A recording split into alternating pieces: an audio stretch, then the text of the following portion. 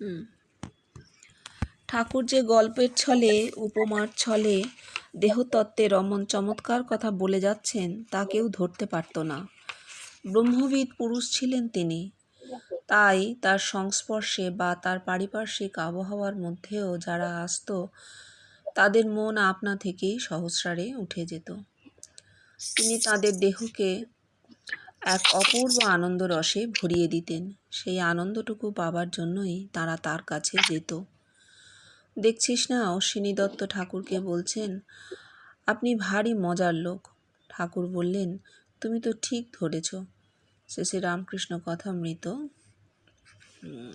1 নম্বর পরিশিষ্ট। এই যে বলছেন, কি সুন্দর বলছেন তো, যে ঠাকুরের কাছে এত মানুষ যেত। তারা কেন যেত? কিসের আকর্ষণে এত মানুষ ঠাকুরের কাছে যেত? কি আনন্দ পেত তারা? নিশ্চয়ই তো আনন্দ পেত, না হলে তো এত লোক যেত না। তবে এও ঠিক যে দক্ষিণেশ্বরে যদি 1 লক্ষ মানুষ গিয়ে থাকে, তাহলে ঠাকুরের কাছে মেরে কেটে 2-3 হাজার লোক গিয়েছে। তাহলে এই 2-3 হাজার লোকের সংস্কার ছিল, একটা সংস্কার ছিল, ঈশ্বরীয় সংস্কার ছিল। এই মানুষটাকে দেখে তাদের আকর্ষণ হতো, অদ্ভুত আকর্ষণ হতো। এই সংস্পর্শে এসে তারা ভীষণ আনন্দিত হতো। মন আপনা থেকে সহস্রারে উঠিয়ে দিতে পারতেন তিনি, তার সে ক্ষমতা ছিল। আজকে এই ধর্ম অনুভূতিতে পড়ছি যে অবতারকে দেহের মধ্যে দেখলে ভক্তি হয়। এটাও একটা ব্যাপার। আমরা দ্বৈতবাদ কাটবার আগে এটাও জেনে যাই যে ঠাকুরকে যখন দেহের মধ্যে দেখা হয়, ঠাকুর তো অবতার, অবতার দেহের মধ্যে চৈতন্য অবতরণ দেখেন, মানুষ রতন দেখেন, একবারে কি বলবো, ডাহা প্রথম স্তরের অনুভূতি তার। কিন্তু বাকি যারা অনেক মানুষ, সবাই নয়, বেশ কিছু মানুষ এই যাদের সংস্কার আছে, ভক্তির সংস্কার আছে, তারা অবতারকে ভেতরে দেখেন, অনুভূতিতে অবতারকে দেখে থাকেন। কেউ চৈতন্যকে দেখেছেন, কেউ ঠাকুরকে দেখেছেন, কেউ যিশুকে দেখেছেন। এবার ঠাকুরকে যখন দেখা হচ্ছে, ঠাকুর শেষ অবতার, ঠাকুরকে দেখা হচ্ছে মানে ভক্তি বর্তাচ্ছে, দেহে ভক্তি বর্তাচ্ছে। ঠিক সেইভাবে ওনার সেই শক্তি দেবার ক্ষমতা ছিল, যাতে মানুষ ক্ষণিকের জন্য জগৎ ভুলে যেত, ব্রহ্মানন্দের আস্বাদন পেত। অশ্বিনী দত্ত গোলালোক, জীবন কৃষ্ণ বলছেন গোলালোক, তাই আনন্দ কথাটা তার জিভে আসছে না। তিনি বলছেন আপনি ভারী মজার লোক। অর্থাৎ তো সব শাস্ত্র পাস্ত্র তো নেই, অত পণ্ডিতই নেই। উনি সেই আর্য সমাজের ওই দয়ানন্দ সরস্বতীকে দেখে এসেছিলেন, সে খুব পণ্ডিত লোক, সে অনেক কথা বলে। আমি কেমন লোক? আপনি বড় মজার লোক। কেন? ঠাকুর তো কোনো পণ্ডিতই কথা বলছেন না, অথচ ভীষণ আনন্দ হচ্ছে গিয়ে, মজার ছলে রয়েছেন, একদম একটা বালকের মতন ঘুরছেন ফিরছেন, কথা বলছেন, আবার তারই মধ্যে ঈশ্বরীয় কথা বলছেন। এই আনন্দ তো সব দেবার ক্ষমতা আর দ্বিতীয় ব্যক্তির নেই। ঠিক আছে। এক এক সময় আমার মনে হয় যে সংস্কার যায় না। দেখ না, বুদ্ধদেবকে যে যা দিচ্ছে বুদ্ধদেব তাই গ্রহণ করছেন। বুদ্ধের বাবা ও রাজা মহারাজা যে যাই বলুক, তিনি অন্তত তাদের জাতের হেডম্যান ছিলেন, খুব ভোগে থাকতেন। বুদ্ধের সে সংস্কার যায়নি। এদিকে ঠাকুরের কথা ভাব, তিনি ছিলেন সাতপো জমিওয়ালা লোকের ছেলে, তাই তার মাথায় 5টা টাকা রাখার জায়গা ছিল না। সকালে উঠেই বলছেন, ওরে রামলাল, ও টাকা ফিরিয়ে দিয়ে আয় বাবু, কাল সারা রাত আমার ঘুম হয়নি, বুকে যেন বিল্লি আঁচড়াচ্ছে। কত তফাৎ বল দেখি। হ্যাঁ, এটা কিন্তু এইভাবে ভাবতে হবে যে এটা ডেভেলপমেন্ট। 2500 বছর আগে বুদ্ধদেব, তাই তো? বুদ্ধদেবেরও পারিপার্শ্বিকটা ভাবতে হবে আমাদের। হেডম্যান, রাজা ঠিক নয়, 9 মাইল জমির মালিক ছিলেন বুদ্ধের বাবা। একটা গোষ্ঠীপতি ছিলেন তিনি, সত্যদম। তো যাই হোক, তারা আবার খুব রেসিস্ট ছিলেন, কিন্তু ভীষণ অহংকার ছিল তাদের জাতের, মানে তারা কৌলিন্য ছিল যেন একটা, এরকম সাক্ষরা দেখতে ভালো ছিল, সাকরা পণ্ডিত ছিল, সাকরা যার তার সঙ্গে ছেলে মেয়ের বিবাহ দিত না, এইসব ছিল। যাই হোক, এইরকম জায়গা থেকে বুদ্ধ এলেন। কেন? তুমি যখন ডমিনেট করতে চাইবে কোনো কিছু, তুমি তোমার দ্বারা ডমিনেটেড হবে, কন্ট্রোলড হবে, তখন সমাজে তোমার একটা অবস্থান থাকা দরকার। সমাজে এমন একটা স্থান অধিকার করে থাকতে হবে তোমাকে, যাতে তোমার কথা লোকে নেয়। 2500 বছর আগে চিত্রটা এমনই ছিল। বর্ণাশ্রম ভীষণ ছিল, উত্তর পূর্বে বর্ণাশ্রম কম ছিল, তবু ছিল। বুদ্ধের কিন্তু সমস্ত সাধনা উপনিষদের মতে, উপনিষদের ধ্যান অনুসরণ করে তিনি সাধনা করেছেন। এটা কেউ বলে না, কিন্তু এটা আমাদের জানতে হবে। বৌদ্ধ ধর্মের লোকেরা এমন ভাবে জিনিসটা প্রেজেন্ট করে যেন বুদ্ধ সনাতন ধর্ম দেখেনি নিজ জীবনে, অনুসরণই করেননি, তা নয়। বুদ্ধ পুরোপুরি বেদের মত অনুসারে, উপনিষদের মত অনুসারে ধ্যান যোগে যোগী ছিলেন, ধ্যান যোগী ছিলেন। তাই জন্যই জীবনকৃষ্ণ ওই তৃতীয় নয়নের মধ্যে বুদ্ধ মূর্তি দেখেছিলেন। কেন? তাহলে এই বুদ্ধ, তিনি যে হেডম্যানের ছেলে বলে সমাজে তার একটা কথা চলতো, তার কথা চলবে, তাকে দেখতে সুন্দর, তিনি রাজার ছেলে মোটামুটি ভাবে, তার কথা চলবে। সেই অবস্থায় তিনি যখন গুরু হলেন, তিনি যখন, যদি আমরা তাকে অবতারও ধরি, তিনি যখন অবতারত্বে পৌঁছচ্ছেন বলে লোকে মনে করছে, তার কথার একটা দাম দিল, মূল্য দিল মানুষ। আর যেহেতু তিনি রাজার ছেলে, তাই জন্যে বিম্বিসারও কিন্তু তাকে ভীষণ পেট্রোনাইজ করলেন। এই পৃষ্ঠপোষকতার দরুন বুদ্ধের ধর্ম ছড়িয়ে পড়লো। ধর্ম যদি রাজধর্ম হয়ে যায়, সেই সময় যে কোনো ধর্ম যদি রাজধর্ম হয়ে যায়, তাহলে তার প্রসার এবং প্রচার অতি তাড়াতাড়ি বৃদ্ধি পায়। তাই হয়েছিল, তাই হয়েছিল। এবার উনি বলছেন ভোগে থাকতেন বুদ্ধ, এটা আমরা জানি না, কারণ আমরা জানি বুদ্ধ শ্রমণ হয়ে যাবার পর ভোগ ত্যাগ করেছিলেন, দিনে একবার খেতেন, নানা রকম নিয়ম করেছিলেন। এবার যদি খাওয়াটা ছেড়ে দিই, তাহলে দেখবো যে তিনি যে গন্ধকুটিতে থাকতেন, মূল গন্ধকুটি বলে বলা হতো, ওই বিহারের মধ্যে যে গন্ধকুটি, সেটা চন্দন কাঠ দিয়ে তৈরি হতো। ভেতরে প্রচুর ধূপ দ্বীপের আয়োজন থাকতো, সুগন্ধি ধূপ দ্বীপ চন্দন। একে যদি ভোগ বলা যায়, বিলাস বলা যায়, তাহলে বুদ্ধের সেই বিলাস ছিল, বুদ্ধের সেই বিলাস ছিল। হ্যাঁ, এবং শ্রেষ্ঠীরা প্রচুর সুবর্ণ থালি, মানে সোনার থালা, বাটি, বটি এসব শ্রমণদের দিতেন। অগ্র শাবক যারা, তারা পেতেন সেগুলো। সেই দিক দিয়ে দেখতে গেলে আমরা দেখছি সংঘের যথেষ্ট সম্পত্তি ছিল, তাহলে ভোগ বলা যাবে। এইবার যেটা বলছেন বুদ্ধির সংস্কার যায়, হ্যাঁ, বুদ্ধির সেই ভোগের বিলাসের, রাজবাড়ির সংস্কার, রাজার ছেলের সংস্কার, এগুলো যায়নি। পরবর্তীতে খুব সূক্ষ্ম ভাবে ওগুলো রয়ে গিয়েছিল। আর তাই জন্যই তিনি বিম্বিসারের কাছে যেতে পেরেছিলেন, বিম্বিসার তার পৃষ্ঠপোষকতা করতে পেরেছিলেন। সেখানে আমরা দেখছি চৈতন্যদেব প্রতাপরুদ্রকে ঠেলে দিচ্ছেন, বলছেন না না, আমি সন্ন্যাসী, আমি রাজার মুখ দর্শন করি না। হ্যাঁ, শেষ পর্যন্ত তাকে মানতে হয়েছিল, কিন্তু তিনি প্রথমে জিনিসটা সরিয়ে দিয়েছিলেন, ত্যাগের মধ্যে গিয়েছিলেন। আর তারপরে আমরা ঠাকুরকে দেখছি, প্রতাপরুদ্র থেকে মথুরবাবু অনেক বেশি পয়সাওয়ালা লোক ছিলেন। জীবনকৃষ্ণ বলছেন প্রতাপরুদ্র আর ক টাকা, মথুরবাবু যে কত টাকা ভাবার না, কত সম্পত্তি ভাবার না।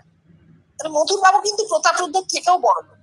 ঠাকুর তো তার ছায়ায় ছিলেন, তার আশ্রয়তেই ছিলেন। কিন্তু ঠাকুর কি করেছিলেন? মথুরবাবুর থেকে ঠিক যতটুকু ততটুকু গ্রহণ করেছিলেন। মথুরবাবু তো তাকে জমি দিতে চেয়েছিলেন, নেননি।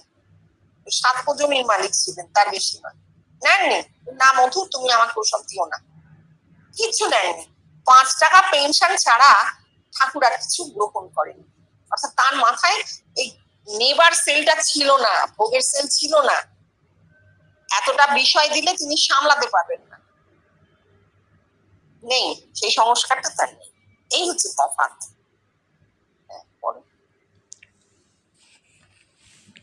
এক এক সময় আমার মনে হয় যে সংস্কার যায় না।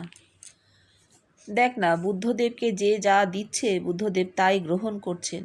বুদ্ধের বাবা,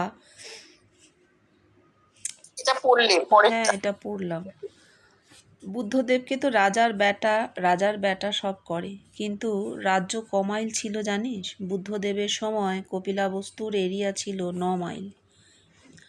আমার ঠাকুরদাদাকে, পরমারাধ্য নিত্যধন ঘোষ মহাশয়কে লোকে মুন্সিগঞ্জের রাজা বলতো। কি না, তাঁর 300 ঘর প্রজা ছিল। হ্যাঁ, এই তো ব্যাখ্যার আর দরকার নেই, আগে বলা। হ্যাঁ, গীতার ওই যে কথা, সম্ভব আমি যুগে যুগে, এই সম্ভব আমি কথার মানে কি বল দেখি? সম্ভব আমি কথার একটা মানে হলো আপনা থেকে হওয়া, আপনা থেকে জন্মানো। যেমন একটা এঁদো পুকুরে আপনা থেকে পদ্ম ফুল ফুটে ওঠে। একটা খানা খুঁড়ে জল ঢেলে রাখ, কিছুদিন বাদে দেখবি তাতে একরকম মাছ জন্মেছে। এ চারা ফেলে মাছ জন্মানো নয়, এ আপনা থেকেই হয়। এটা একটা অদ্ভুত কথা বলছেন তো, একটা অদ্ভুত কথা বলছেন। সাধারণত দুভাবে উদ্ভিদ হয়, এক হচ্ছে চাষ করে জমি তৈরি করে, আর এক হচ্ছে আপনা থেকে। আপনা থেকে হওয়াটার উপরেই উনি জোর দিয়েছেন, কারণ ওটা প্রাকৃতিক, ন্যাচারালি কোনো পুকুরে পদ্ম ফুটে বসে আছে, ইন্দো পুকুরে পদ্ম ফুল ফুটে বসে আছে অজস্র, আমরা অবাক হয়ে তাকিয়ে দেখি। বেড়াতে গিয়ে যেমন লোকে নন্দন কানন বেড়াতে যায়, ছবি দেখলাম এত সুন্দর, অদ্ভুত ব্যাপার যে কেউ চাষ করেনি, কেউ কোনো গাছ লাগায়নি, এমনকি ফুলগুলোর নামও কেউ জানে না, অথচ পাহাড়ের বিস্তীর্ণ এলাকা জুড়ে অজস্র নাম না জানা নানা রঙের ফুল ভরে আছে কার্পেটের মতন। আর কি সুন্দর তার গন্ধ, হচ্ছে প্রাকৃতিক, ন্যাচারালি ফুটেছে, কোনো মানুষ তাকে রোপণ করেনি সেই গাছকে। এইটাই বলছেন সম্ভব। ওই যে জন্মাদর্শ যত উনি বলছেন না, আমি জন্ম থেকেই সম্ভব হয়েছি, জন্ম সম্ভব। আবার কেউ আমাকে এইভাবে তৈরি করেনি, আমি সাধনা করি, আমার পুরুষানুক্রমিক সাধনার বীজও নেই, কিছুই নেই, কিন্তু হলো। কি করে হলো? যেমন এঁদো পুকুরে পদ্ম ফুল ফোটে, ঠিক সেইভাবে হয়েছে। আর এইটা একদম ঠিক। যদি একটা জায়গা, একটা জলো জায়গা ফেলে রাখা হয়, ডোবা, দেখবে সেখানে মাছ জন্মেছে। কি মাছ, কেন মাছ জানি না, পোকা মাকড় কিলবিল করে জলে, পোকাগুলো তো আপনা থেকে জন্মায়। তুমি একটা বোতলে জল কিছুদিন রেখে দাও না, দেখবে আপনা থেকে পোকা জন্মাচ্ছে। এলো কোত্থেকে? আমরা তো অবাক হয়ে যাই। বিজ্ঞান বলে হ্যাঁ জল পড়ে থাকে, তাতে আপনা থেকে পোকা জন্মায়। ধর্মশাস্ত্র বলে জলেই প্রথম প্রাণের সঞ্চার। কিন্তু আমরা জানি না কিভাবে হয়েছে, কারণ ওটা ন্যাচারাল, প্রাকৃতিক। সেই কথাটা সম্ভব আমি, আপনা থেকে হলে হয়, না হলে হয় না। আপনা থেকে হওয়াটাই বিদ্যৎ, আর বাকিটা বিবিদিশা। এই সেই দিন সকালে ভাবতে লাগলুম গীতার কথা। জ্ঞানযোগ ভক্তিযোগের কথা কেন বলেছে? এসব এলো কোথা থেকে? কর্মযোগের কথা ছেড়ে দে, জ্ঞানযোগ ভক্তিযোগ এই দুটোর দরকার কি? যে কোনো একটা হলেই তো হতো। হঠাৎ মনে হলো, আরে এই যে সচ্চিদানন্দ থেকে উৎপত্তি, জ্ঞান হলো সৎ, কর্ম হলো চিত, আর ভক্তি হচ্ছে আনন্দ। সচ্চিদানন্দ কথাটাকে ভেঙেই জ্ঞানযোগ, কর্মযোগ, ভক্তিযোগ করা হয়েছে। এরও আর ব্যাখ্যার দরকার নেই, একটাই কথা, সেটা হচ্ছে এতকাল আমরা যে শাস্ত্র, ধর্মশাস্ত্র পড়েছি, তা হচ্ছে অ্যানালিসিস, বিশ্লেষণ। কালকে দিলীপ বাবু বলছিলেন, দিদি এই কথাটা একটু বিশ্লেষণ করে দিন। অ্যানালিসিস, বিশ্লেষণ মানে ভেঙে ভেঙে ভেঙে ভেঙে টুকরো করে ফেলা, করে মানে করা। কিন্তু আমরা জীবন কৃষ্ণের কাছ থেকে যা পেয়েছি তা হচ্ছে সংশ্লেষ, সিনথেসিস, তাই না? অ্যানালিসিস, সিনথেসিস, এটা আমরা পেয়েছি জীবন কৃষ্ণের কাছ থেকে। সংশ্লেষ, যেমন পাতা, গাছের পাতা খাদ্য তৈরি করে, তাকে বলে সালোক সংশ্লেষ। প্রকৃতিতে আপনা থেকে হয় সালোক সংশ্লেষ, সূর্যের আলোকে ট্র্যাপ করে। ঠিক সেই রকম জীবন কৃষ্ণ আমাদের শিখিয়ে গেছেন সংশ্লেষ। সচ্চিদানন্দ একটি সংশ্লেষের ফল। কর্ম, ভক্তি, জ্ঞান বলে আলাদা আলাদা ব্যাপার নয়, ওই সৎই চিৎ হয়ে আনন্দে পরিবর্তিত হয়। একই বস্তু শুধু পরিবর্তিত হয়ে যাচ্ছে। সৎ, নিত্য, শাশ্বত যা আমার মধ্যে, তা চিৎ মানে একটা প্রসেস, যোগ একটা প্রসেস, সেই প্রসেসের মধ্যে দিয়ে পূর্ণ আনন্দে পরিণত হয়ে যাচ্ছে। এই হচ্ছে সচ্চিদানন্দ। তারপর বলো। উমাপদবাবুর কীর্তন গান শেষ হলে ওই যে গান গাইলি, প্রভু নাম বিলায়, ওর মানে কি জানিস? নামের মধ্যে দিয়ে অনুপ্রবেশ করা। এই যে তোরা আমার কথা শুনিস বা আমাকে দেখিস, ওতেও সেই অনুপ্রবেশ হচ্ছে। সেই অনুই স্বপ্নে আমার রূপ ধরে ফুটে উঠছে। মহাপ্রভু তো নাম বিলোলেন, কিন্তু অনু ফুটল কোথায়? এটা হচ্ছে সেই আসতে যেতে উদ্দীপন, এটা বলতেই হবে।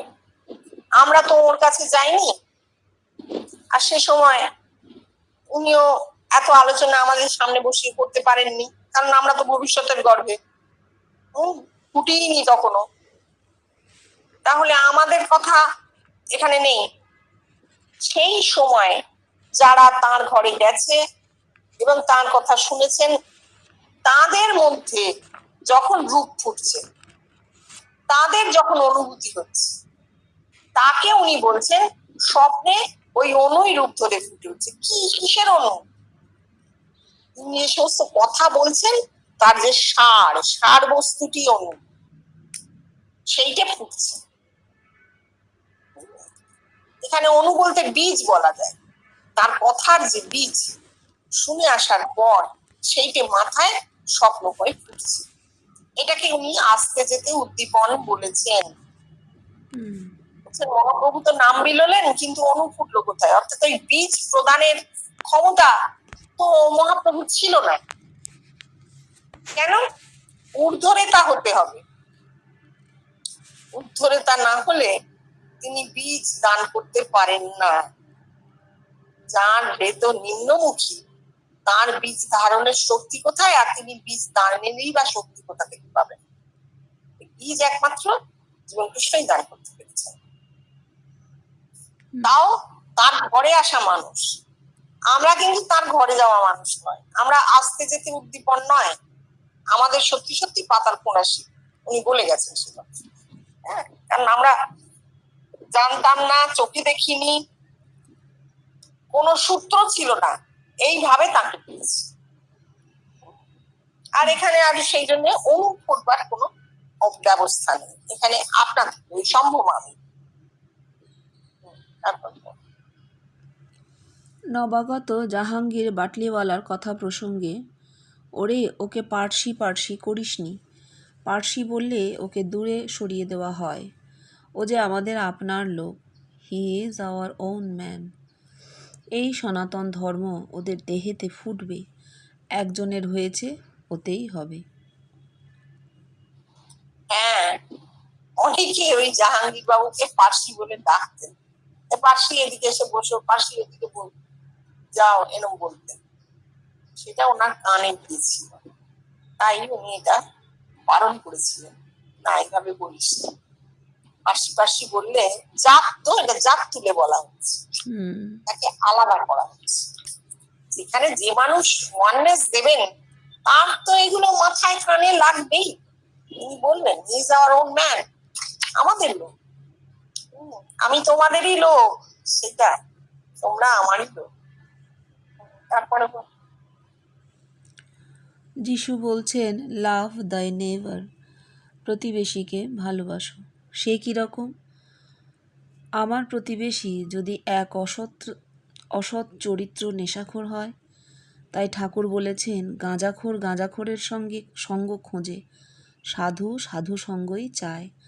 চণ্ডীদাসই ঠিক বলেছেন, প্রীতি দেখিয়া পরশী করিবে, তা বিনু সকলই পর। এইটা কিন্তু উনি একদম ব্যবহারিক জগতের কথা বলছেন, যে লাভ দাই নেইবার, যিশু তো বলেছেন যে প্রতিবেশীকে ভালোবাসো। প্রতিবেশী যদি খারাপ হয়, তার স্বভাব যদি অসৎ চরিত্র প্রতিবেশী যদি হয়, তাহলে কি আমি তার সঙ্গে মিশবো? না। ঠাকুরও বলছেন সাধু সাধু সঙ্গ চাইবে। চণ্ডীদাস বলেই যাচ্ছেন প্রীতি দেখিয়া পরশী করিবে, তা বিনু সকলই পর। অর্থাৎ সব মানুষের সঙ্গে মেশবার দরকার নেই। তুমি মনে মনে ঠিকই জানো যে সব মানুষ বলে তো কিছু নেই, আসলে এই সমস্ত মনুষ্য জাতি একটি মাত্র চৈতন্যের বস্তু রূপ। আমরা সবাই জানি এক চৈতন্যের বস্তু রূপ হচ্ছে এই জগৎ। অতএব জগতের প্রতিটি মানুষ সেই চৈতন্যের প্রতিরূপ। ঠিক আছে, এটা জেনে রাখা ভালো। কিন্তু ব্যবহারিক জগতে যখন আমরা আলাপ করব, বসবো, কথা বলবো, মিশবো, সঙ্গ করবো, কার সঙ্গ করবো? ব্যবহারিক জগতে এমন মানুষের সঙ্গ করবো যার চরিত্রটি সৎ। এখন কি করব, আমাদের তো আর ওইভাবে জানার উপায় নেই। আমাদের কারো ভাবমুখ নয় যে কোনো একটা লোক সামনে এলো আর ঠাকুরের মতন আমরা বুঝে নিলাম এই সৎ না অসৎ। আমাদের নিজেদেরকেই জানবার কোনো উপায় নেই। আমার নিজের মনের মধ্যে কি আছে আমি তো তাই জানি না। তাহলে কি করা যায়? অতিরিক্ত কারোর সঙ্গে না মেলামেশা করাই বোধহয় সব থেকে ঠিক। এছাড়া আমি তার কিছু পাচ্ছি না। যে যতটুকু প্রয়োজন ততটুকু। তুমি এখন প্রীতি খুঁজতে কোথায় যাবে বলো? সাধু খুঁজতে তুমি কোথায় যাবে? সঙ্গ কোথায় হয়? সঙ্গ মাথার মধ্যে হয়। যাকে ভেতরে দেখছি তার সঙ্গ। যাকে ভেতরে দেখছি তিনি আর স্কুলে নেই, তাহলে সঙ্গ কোথায় হচ্ছে? মাথার মধ্যে হচ্ছে, আর্থিকে হচ্ছে। বাকি যেটা ব্যবহারিক জগতের, সেটাকে খুব বেশি জোরের সঙ্গে না ধরাই ভালো। আলগা করে যেটুকু, এই যেমন তোমাকে কোথাও যেতে হচ্ছে, তোমার ইচ্ছে বিরুদ্ধে, তোমার মনে ভালো লাগছে না, ওটা আলগা করে ধরা। যেটা বেঁচে থাকতে গেলে এটুকু করতে হবে, তাই করা। এইরকম পুরো মনটা সেখানে না দেওয়া। হ্যাঁ, তারপর পড়ো। ইউরোপ আমেরিকাবাসীদের সম্বন্ধে ওরা কি বল দেখি? ওদের দেহ এমনি যে সেই দেহ থেকে আত্মা নিঃসৃত হয় না। গত 2000 বছরের ইতিহাস দেখ দেখি, এমন একজনও নেই যার 16 আনা ঈশ্বর লাভ হয়েছে। আর ইতিহাস ঘাঁটতেই বা হবে কেন? ওপর ওপর দেখলেও বোঝা যায়। আমি বলি কি, ঈশ্বর লাভ মানেই ঈশ্বরে পরিবর্তিত হওয়া। যদি কারো 16 আনা ঈশ্বর লাভ হয়ে থাকে, তবে সে যেখানেই থাকুক আর যত লুকিয়েই থাকুক না কেন, তার রূপ শুদ্ধ আধারে ফুটে উঠবে। ওদের মধ্যে কই একজনও তো নেই। হ্যাঁ, হয়নি, এটা সত্যি কথা। পুরো ভূপৃষ্ঠ পৃথিবী জুড়ে যদি দেখি, দেখবো এই মধ্যপ্রাচ্য থেকে শুরু করে ভারতবর্ষ, এইটুকু জায়গার মধ্যেই কিন্তু আত্মিক স্ফুরণ ঘটেছে দেহে। মানুষের দেহের গঠন, তাহলে এইখানকার আবহাওয়া বা জলবায়ু এবং ভূমণ্ডল, এই পুরোটা নিয়ে এইখানকার মানুষের দেহের গঠন ওই আত্মিক স্ফুরণের উপযুক্ত হয়েছে। তো আর 1-2 দিনের ব্যাপার নয়, 1-2 বছরেরও ব্যাপার নয়, হাজার হাজার লক্ষ লক্ষ বছরের ব্যাপার। যে মানুষের বিবর্তনে মধ্যপ্রাচ্যের থেকে আর এই ভারতীয় উপমহাদেশ, এই জায়গাটা জুড়ে মানুষের দেহে আত্মিক স্ফুরণ হয়েছে। এইখানেই মানুষের দেহ তৈরি হয়েছে, আমরা অন্য কোথাও পাচ্ছি না। কিন্তু এটা সত্যি কথা, এটা খুব সত্যি কথা যে অন্য কোথাও এই জিনিসটা হয়নি। কিন্তু মানুষ তো মানুষ মাত্রই ব্রহ্ম, আমরা জানি। এখানে যেমন আত্মিকটা হয়েছে, আমরা যদি জগতের অন্য দিকগুলোতে চোখ ফেলি, তাহলে কি দেখবো? সেসব জায়গায় কি হয়েছে? ব্যবহারিক হয়েছে। তাদের ব্যবহারিক উন্নতির শেষ নেই। কোনো একটা দিকে তো বেরোবে ফুলে। হয় একটা তুমি বীজ ফুটলে, হয় তার মূল মাটির তলায় চলে গিয়ে একটা মোটা কন্দ হয়ে যাবে, আর না হলে তার কাণ্ডটা মাটির ওপরে উঠে ফুল ফল দেবে। তা এখানে যেটা হচ্ছে মাটির ভেতরে ঢুকে গেছে গন্ধটা, অর্থাৎ দেহের ভেতরে দেহাভ্যন্তরীণ কি বলবো প্রোগ্রেস ডেভেলপমেন্ট হয়েছে। আর ইউরোপ আমেরিকায় কি হয়েছে, দেহের বাইরে ব্যবহারিক জগতে দেখা গেছে।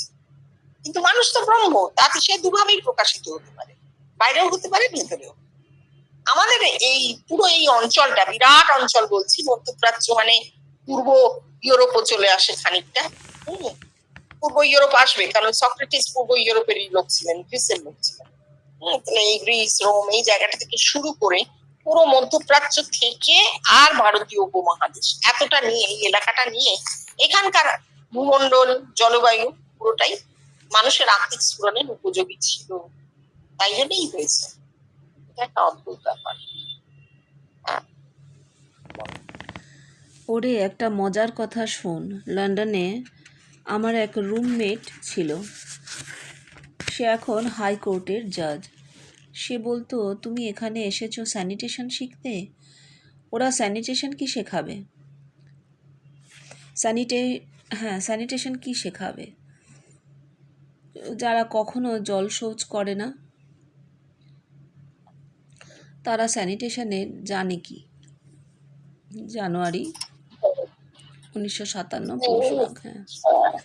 মানে এইটা অদ্ভুত কথা একটা নোট করে রেখে দিয়েছেন যে লন্ডনে উনি গিয়েছিলেন, যারা জানে না তাদের জানা হবে যে উনি বিদেশে পড়াশোনা করতে গিয়েছিলেন আর কি স্যানিটেশন ইঞ্জিনিয়ারিং শিখতে গিয়েছিলেন, অথচ তিনি চাকরিটা কিন্তু স্যানিটেশন ইঞ্জিনিয়ারের করতেন না। এটাও একটা অদ্ভুত। যাই হোক, তা নিয়ে আমরা আর ভাববো না। এসে উনি বহু জায়গায় চাকরির অ্যাপ্লিকেশন করেছিলেন এবং শেষ পর্যন্ত কলকাতা কর্পোরেশনে চাকরি পেয়েছিলেন। সে চাকরি তার লেখাপড়া অনুযায়ী হয়নি, অনেক নিচু পোস্ট, তবু তিনি সেটাই অ্যাকসেপ্ট করে নিয়েছিলেন, কারণ তিনি তার তো ওই চাহিদা ছিল না, তিনি জানতেন খেয়ে পড়ে থাকলেই। উনি যে লন্ডনে যখন পড়াশোনা করছেন, তার রুমমেট ব্যারিস্টার হয়েছে, তিনি বলছেন যে স্যানিটেশন শিখতে এসেছে, এরা জলের ব্যবহার জানে না, এদের কাছে তুমি কি শিখবে? মজা করছেন। আর উনি কি ভাবছেন যে এদের তো আত্মিক স্ফুরণ হবে না, কারণ এরা শুদ্ধিকরণ জানেই না, শুদ্ধ কাকে বলে তাই জানে না। এদের তো বাইরের বিচার আচার যেটা আমরা দেখতে পাই সেটা কি করে, মানুষ কি করে, আসলে তার মাথায় ওই সেলটা ঘোরাফেরা করে, তো যে আমাকে পিওর হতে হবে। সেই সেলটা যখন ভেতরে প্রকাশ হচ্ছে না, তখন বাইরে মানুষ ভালো করে স্নান করে, হ্যাঁ, সমস্ত বিচার মানে এটা এঁঠো, এটা ধরবো না, এই জায়গাটা বারবার মুছে ফেলবো, এই যে করি আমরা, যেটা সব সংসারেই বেশিরভাগ হয়ে থাকে, পরিষ্কার পরিচ্ছন্ন রাখার যে চেষ্টাটা, সেটা কিসের থেকে হয়? এই পিওরিটিটা আসে কোথেকে? এবং সেখানে জলের প্রচুর ব্যবহার, এটাই মাথার সেলটা অ্যাকশন করে। আর যদি কেউ ভেতরে শুদ্ধ হয়ে যায়, তখন তার বাইরের আচার উঠে যায়, যেটা আমরা ঠাকুরকে দেখেছি, বাইরে আর কোনো আচার নেই, কারণ তার ভেতরে সেল অ্যাকশন করতে শুরু করেছে। আর সেখানে ইউরোপের লোকেদের দেখা যাচ্ছে এদের তো ভেতরে সেল অ্যাকশন করছে না, জানাই যাচ্ছে, কারণ যদি ভেতরে সেল অ্যাকশন করতো তাহলে কারোর না কারোর ছবি আমাদের ভেতর ফুটে উঠতো। আমরা জানি যে তাদের মধ্যে মহাপুরুষের কোনো ব্যাপারই নেই, তারা জোর করে সেন্ট বানায় লোককে, হ্যাঁ, তাহলে তাদের ভেতরে নেই। এবার তাহলে তাদের বাইরে না, বাইরে সেলটাই নেই, তাদের মাথায় ওই সেলটাই নেই, তাহলে বাইরে দেখা যেত, বাইরে পিওরিটি এই ব্যাপারটা দেখা যেত, তাদের কোনো রকম আচার ব্যবহার নেই এসব। এতে বোঝা যাচ্ছে তাদের মাথায় ওই সেলটাই নেই, শুদ্ধ বোধ যেটা সেটা নেই। এই ভদ্রলোক নিজের অজ্ঞাত ছাড়া সেটা বলছেন, জেনে বলছেন তা না জেনেই বলছেন, নিজের অজ্ঞাত ছাড়ে বলছেন। জীবন কৃষ্ণের যোগীর দৃষ্টি তিনি বুঝতে পারছেন।